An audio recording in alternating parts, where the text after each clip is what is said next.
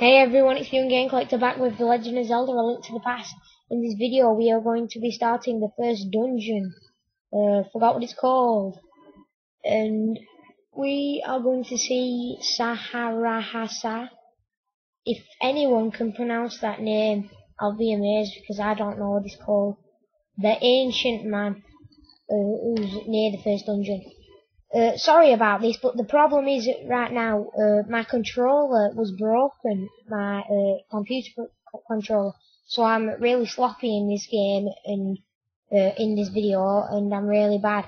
But I ordered a replacement one, and it should be here within the next day, or it might even be here by the time this is uploaded. But anyway, and I've also done an Oracle of Ages video which will be uploaded on the same day as this. So I recommend, if you like me and really sloppy, just peg it through all these enemies and these guards. It's not worth it because you'll just lose a lot of hearts. And it's really not worth it. But if you watch my other video and got the 5th heart, then you'll probably be able to do this easily because that would just for preparation, I guess, because I knew I'd have to do it at some point, so I just did it at any point. It's my dog moving up, sat next to me. Oh well, and it's pretty easy to get there. I know the route. Just have to keep going right screens. Then when you come to this bridge, go up. I forgot at this point and went down, but then I realised it's up. Watch out for that crow thing, he's annoying. And kill these guards, or just avoid them completely, whichever works better for you. It's good to stun them with the boomerang, but I just hate using my keyboard for the buttons. It's proper confusing, like where they are, and I have to set it all up and get used to these controls, but then when my controller comes back I've got to get used to them again. Because the controller that I was using wasn't analog. It was just directional pads, which is probably better for a game like this because it was directional pads for the SNES. And I don't think that had analog. No, it didn't. Well, mine doesn't anyway. They'll probably make like cheap controls that had analog controls, but anyway. So this is Saharahasa. There is a crack wall up there with bombs that you need later. I think you get them in this dungeon. Or you get something like that in dungeon, but the dungeon item is the bow and arrow. Now, this bit's just figuring out what it is to pick it up, and it's actually the S. And I was just wondering, so just ignore that bit.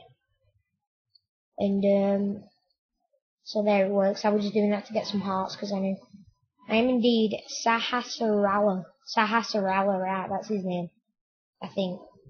Okay, so you say yeah. And they'll tell you to go get the Pendant of Courage from the nearby dungeon.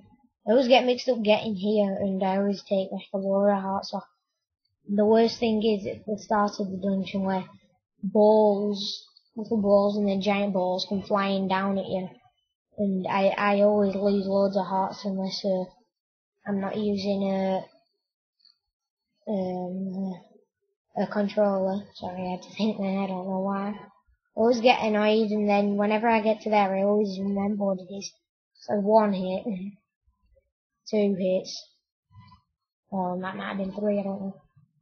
Take that little shortcut. Really need to because those guards are annoying.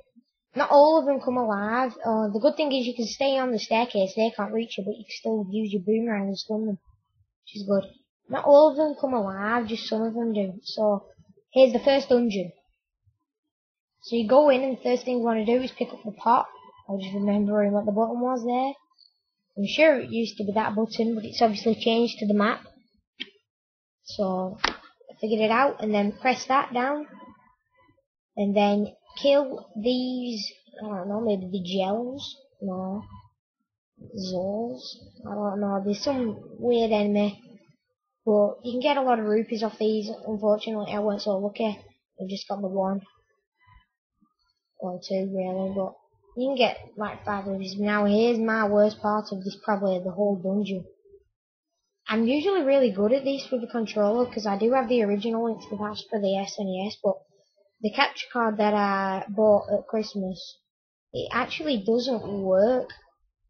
Well, I connect it to my laptop and everything, and everything's set up, but the sound works on my Wii, my Nintendo Wii, but the picture won't come on, so that's really annoying. I got annoyed there, so I just ran through and I was really lucky. Luckily there's some pots here that can get you back a few hearts. To the left, pick up the pot, get a heart, that other one doesn't have one in it. I was stood on that, and then I thought there's some more at the right, and I think I can get the dungeon map at the right. And that big chest there is the dungeon item, which is the bow and the arrows, I don't know. But anyway, the switch operates both doors, I didn't know that. And these are, I don't know. Let me figure out.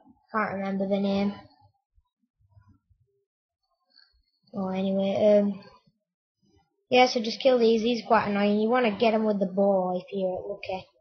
But they just kept running into me, but every time I attack, they just jump away, so they're really annoying. But luckily there weren't that much left, and then the bow, and then use your boomerang, and it'll kill it.